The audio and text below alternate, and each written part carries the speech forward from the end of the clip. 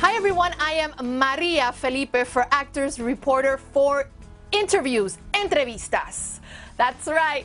Well, my friends, we have an amazing interview today with Judy Savage. She is the owner and agent for Savage Agency.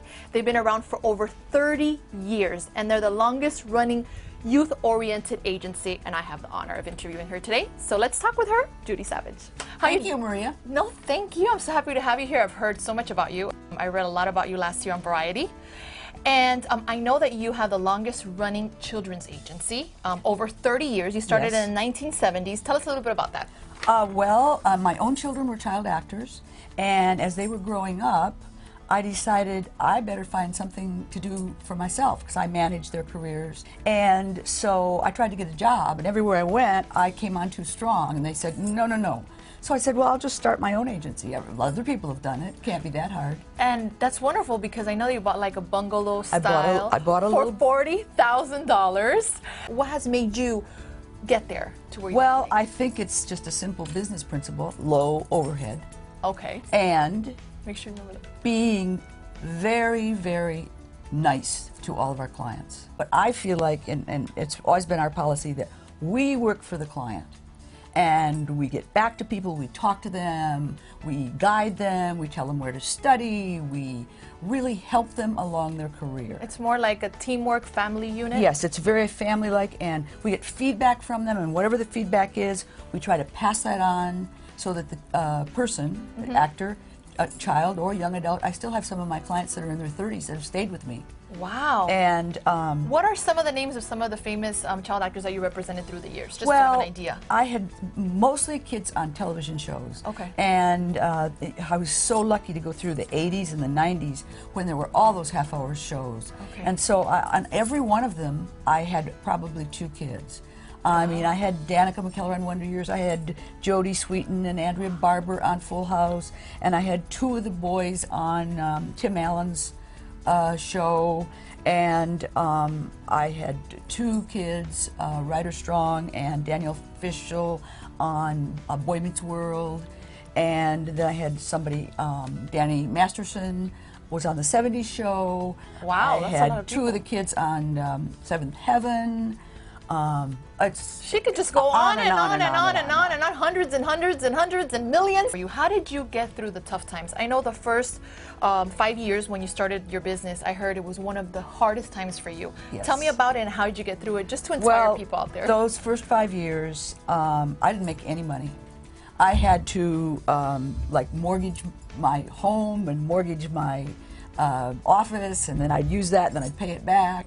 Kind of playing with the money. Yeah, until finally some money started to come in, and I would cry every day because in the those first years there were no things like breakdown services and any of the LA casting, all hard copy submissions. any of the easy ways, you know, to do things. You had to go to the studios, make cold calls, come back, then try to get your people in on interviews. So I read in an article that you had mentioned that in the business it's harder for young girls than boys. Why is that? Well, my own theory is there are more male writers, and they are always, and there's less boys, so the competition is much, much less than there are. I mean, every little girl wants to be in business. That's true. But boys get into sports, and not as many boys want to do it. And so the competition is much less for little boys. And there are always movies and stories about that coming of age of little boys, that 11, 12, 13 thing. You hardly ever see that about little girls. That's interesting. That's true. That's something to think about. And there's so many more girls that you have to try to get started. And the trick to it with children is getting started at a very young age and get those credits, keep training, and get better and better and better, and then you build this wonderful resume, and you're kind of the go-to person. Talking about credits, I know you have a couple kids on series right now. Can you mention some of your kids that are working right now on pilots and shows? Well, yes. We have Shailene Woodley on The Secret Life of the American Teenager.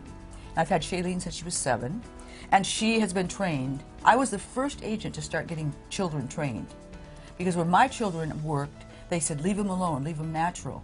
And I thought, you know, there's something wrong with this. All the adult agents, all the adult talent that we worked with, all were in training. George C. Scott, my son did a movie with him when George was in his 60s, and he told me that when he wasn't in New York on the stage and when he wasn't doing a movie, he was back in class.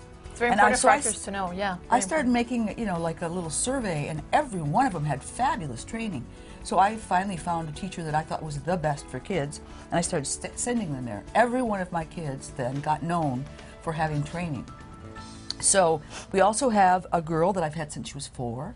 Her name's Ayla Kell, and she's on Make It or Break It, which this year, Secret Life has been the #1 for 2 years now on the Family Channel, ABC Family. Make It or Break It got higher ratings than Secret Life this last week. We've got a little boy that's going to be on the new Ray Romano show, and we've got Clark Duke who's on Geek, and Ryan Malgarini, who I've had since he was 4, and he's 16, on Gary Unmarried. And then a new little boy, or not a new little boy, he's about 8, on the new Kelsey Grammer show called The Priors. Now on that point, when you're going to find talent, when you're going to find kids, what kind of resources do you use? Because we have a lot of actors that watch the site, not only adults but also kids, parents that might be watching the show. Should be watching the show. I hope they're watching the show. I hope so. Well, of course, I hope so, right? They would be interested in knowing what resources they have to be able to find an agent. What do you guys look for? Do you take mailing submissions? We take mailing submissions. However, I have to say, in the beginning, that was the only way. But as we've grown in, you know, reputation through the years, we get submissions from our clients, we get submissions from acting teachers, we get submissions from bigger agencies who don't take children, and they say, you know, go to the Savage Agency. Oh, interesting. All of us take turns going to showcases. When the actors do their, the acting teachers do their little showcases at the end of their maybe 10 weeks, 12 weeks, we try to go to those. We try to go to any theater that has young people in it.